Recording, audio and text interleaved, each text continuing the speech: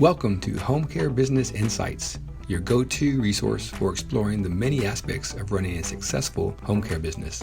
Whether you're an industry pro, new entrepreneur, or just curious about the industry, this podcast offers strategies, tips, and solutions to help you succeed. While AI-generated voices host the episodes, the insights are real and designed with your growth in mind. Let's dive into what matters most in building a thriving home care business. Now let's hear from our AI hosts. Imagine securing the corner office, right? You're earning a top-tier salary, and you finally reach the absolute peak of your corporate ladder. The dream, right? Exactly, the dream, only to realize, you want to just tear the whole thing down and start over. It sounds crazy to most people. It really does. So today we're exploring why highly successful professionals walk away from the ultimate comfort zone. Welcome to this deep dive for Home Care Business Insights, part of Caring Senior Service. I'm really excited for this one. Me too. We're looking at a pretty fascinating dynamic here because, the traditional narrative always tells us that people flee into entrepreneurship to escape, like a terrible boss. Right, or just a really toxic work environment. Yeah, exactly. But today we are focusing on a completely different demographic. We're talking about professionals who actually have it incredibly good. And it's a demographic that really confuses their peers, to be honest. Oh, I bet. Because when someone has a robust salary, incredible benefits, and, a respected leadership role, the general assumption is, well, they've won the game. Right. Why roll the dice? Exactly. Why risk it? And I think we should clarify right out of the gate that this discussion isn't about, tearing down traditional employment. No, not at all. Because corporate careers offer stability and a structured trajectory that just works perfectly for millions of people. Yeah, absolutely. But we are really analyzing the psychology of the person who hits that peak and realizes, stability just isn't enough anymore. They're looking for a completely different relationship with how they spend their daylight hours. I really love how you put that. And I've often thought about high-level employment like leasing a stunning luxury penthouse. Oh, that's a good comparison. Right.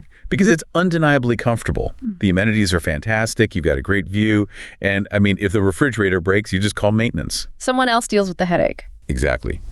But at the end of the month, no matter how much you love the space, your rent check is just paying down someone else's mortgage. Yeah, you're building their equity, not yours. Right.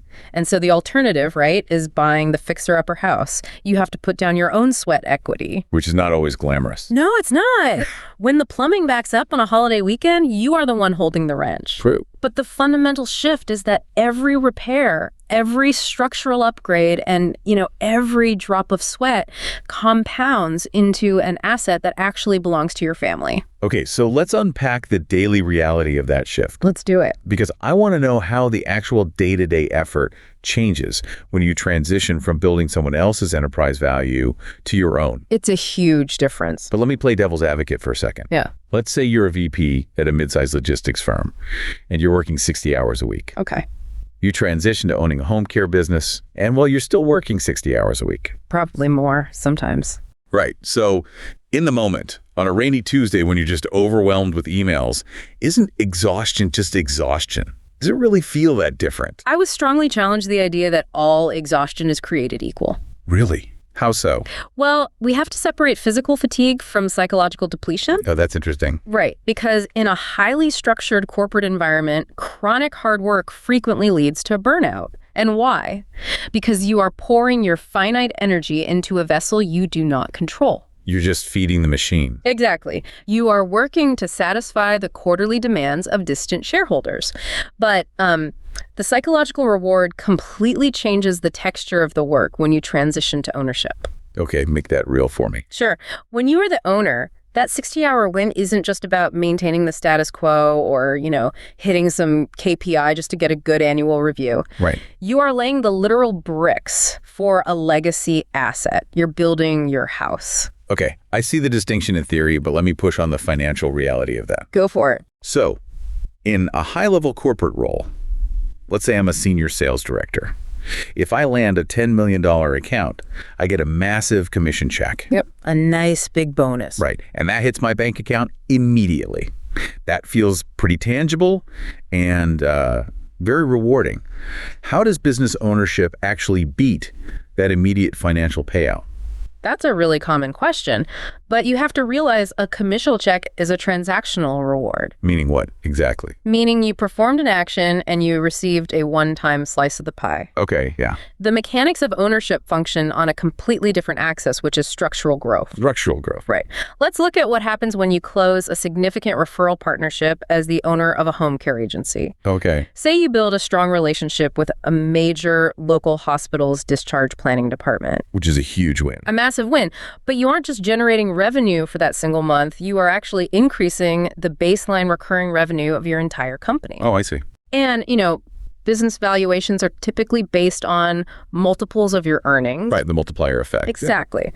So by securing that recurring revenue stream, you have permanently elevated the total enterprise value of your asset. So it's not just a bonus. No, you literally increase the market capitalization of your own life's work. That is a critical distinction to make.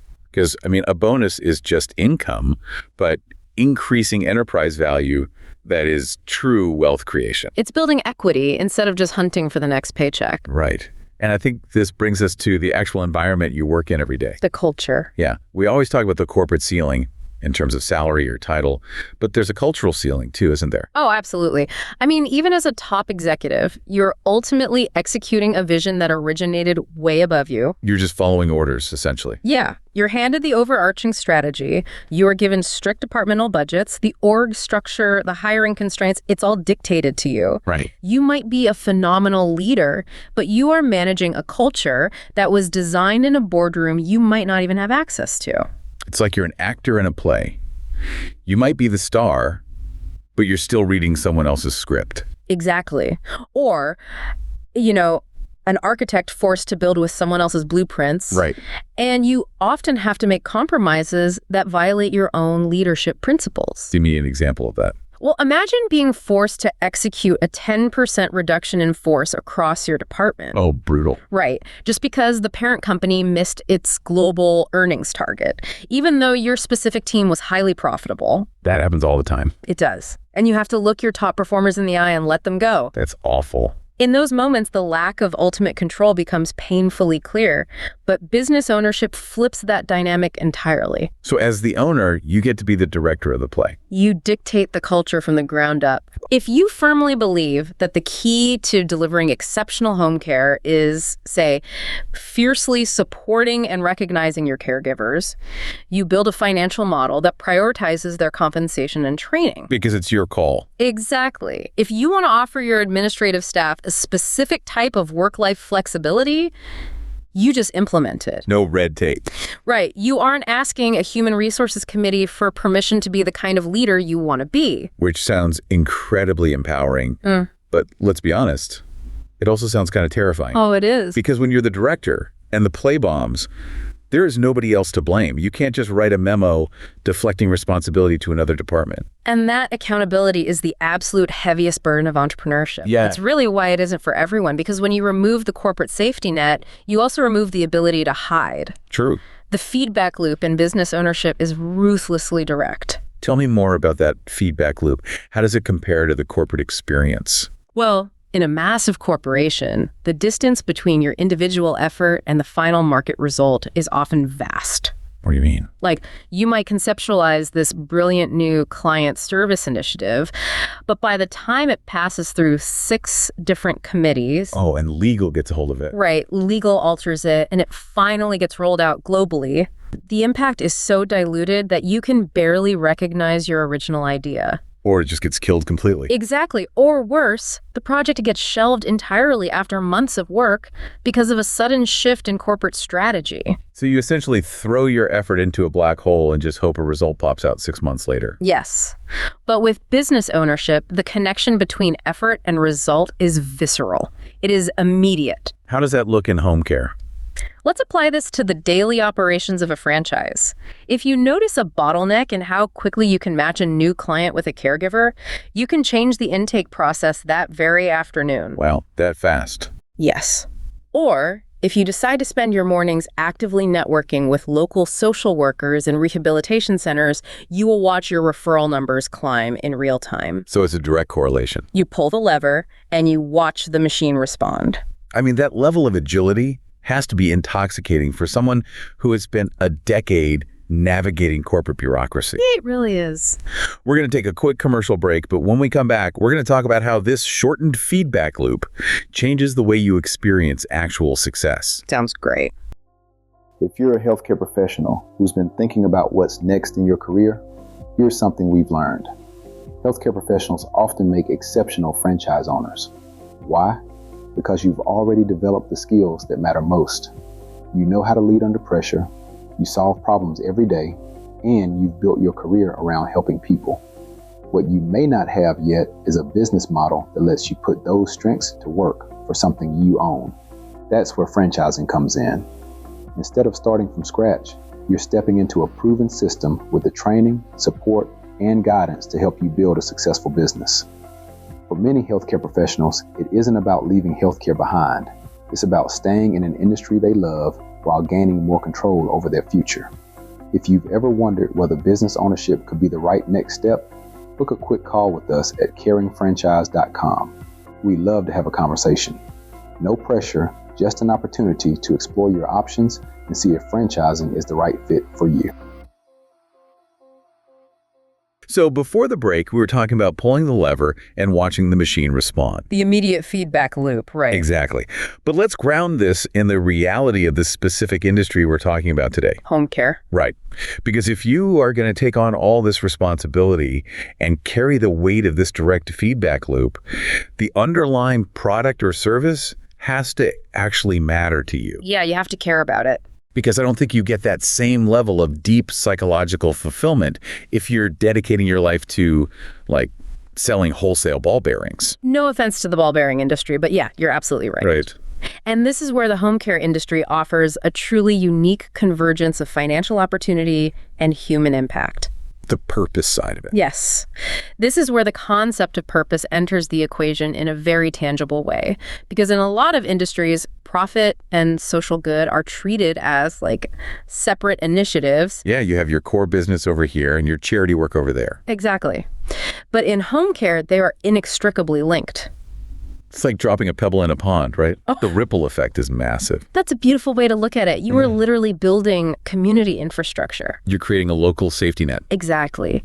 Every single time your agency brings on a new client, it means an older adult gets to remain safely in the comfort of their own home. Which is huge for their dignity. Maintaining their dignity and independence, exactly.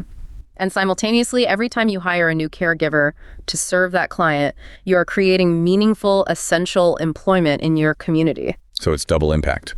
It is. You are weaving a stronger fabric for your local healthcare ecosystem. The financial growth of the business is just a direct reflection of the volume of human lives you've positively impacted. And I imagine that dual purpose completely changes how you experience business milestones. Oh, completely. Because in corporate life, a major milestone might be hitting a quarterly KPI or successfully launching a software integration. Which is fine, but... Right, those are important, sure, but they can feel a bit sterile.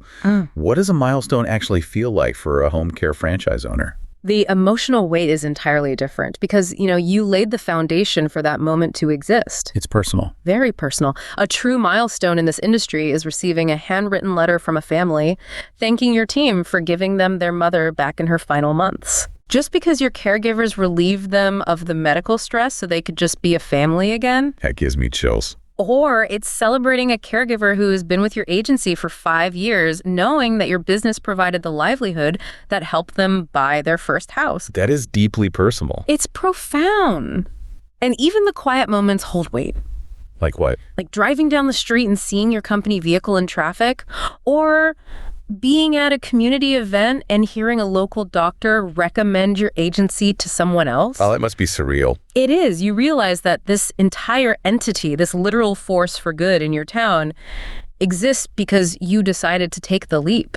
Okay, we've painted a very compelling picture of the emotional rewards here, but I want to aggressively push back on the reality of getting there. I welcome it. Our audience consists of smart, experienced professionals.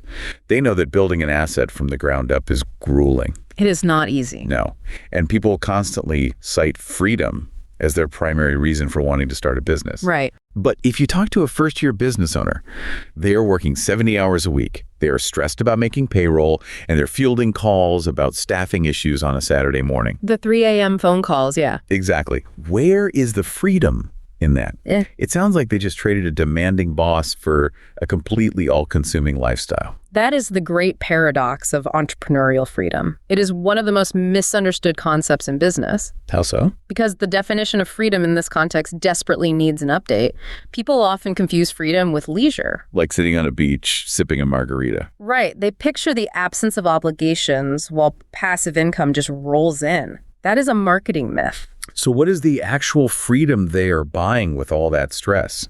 True entrepreneurial freedom is self-determination. Self-determination. Yes. It is the ability to ensure your daily actions align completely with your core values. Okay, I think I follow. Yes, you might be working 70 hours a week in the beginning, but you possess the authority to pivot your strategy without begging a board of directors for permission. Right.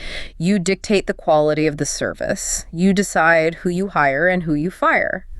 The freedom they're seeking is not freedom from work. It's freedom rooted in responsibility. Exactly. It is the ultimate control over one's own destiny.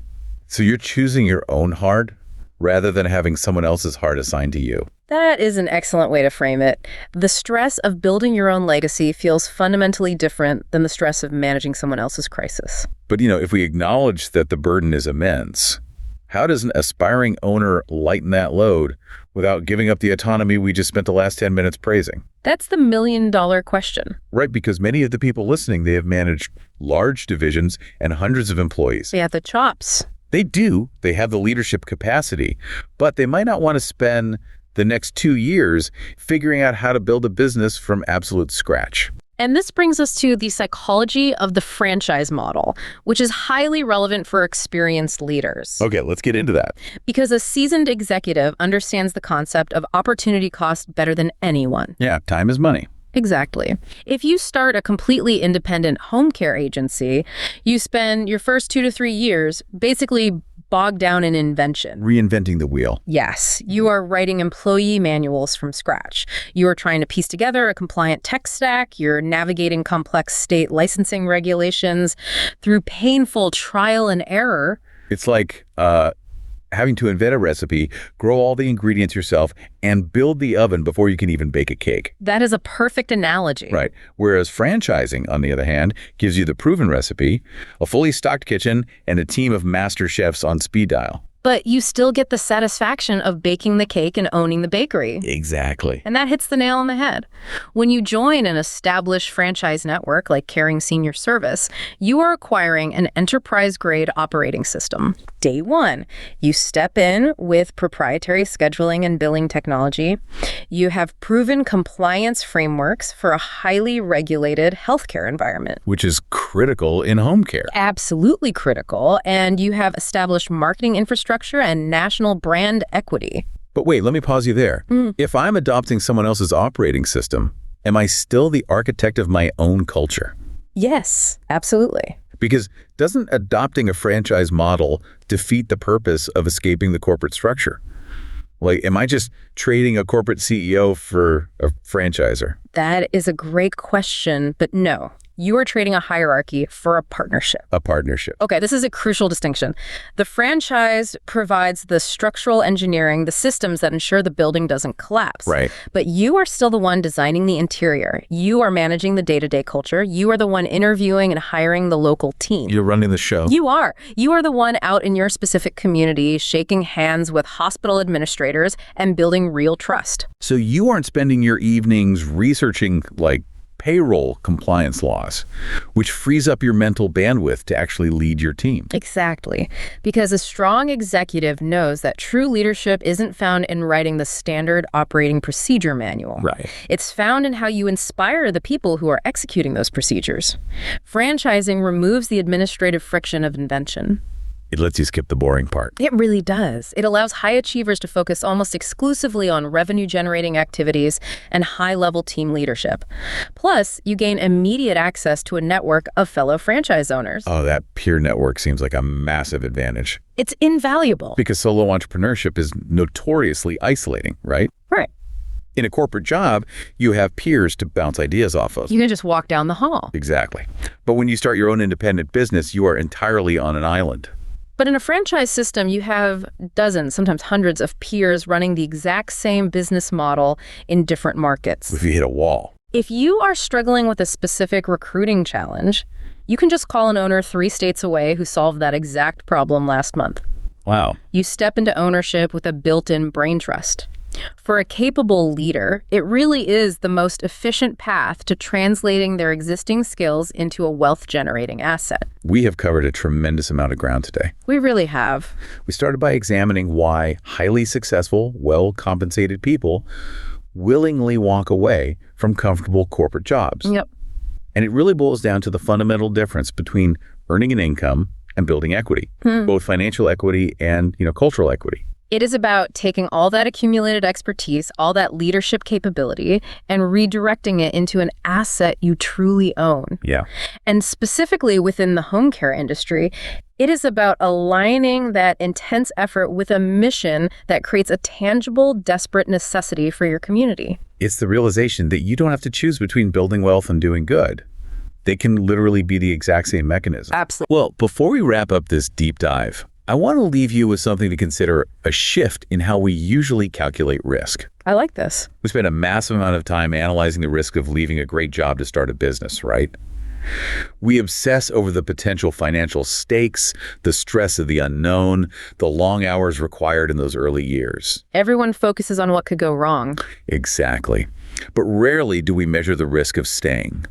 Think about the incredible talent currently trapped in middle and upper management across the corporate world today. So much wasted potential. Brilliant, capable leaders are pouring their finite energy into optimizing minor efficiencies for multinational corporations, while their local communities are absolutely desperate for that exact leadership, that exact energy to build businesses that actually serve fundamental human needs. That's powerful. So the real question might not be whether you can afford to take the leap into ownership. The question might be, what is the true cost to you, to your family's legacy, and to your community if all your potential remains locked inside someone else's building?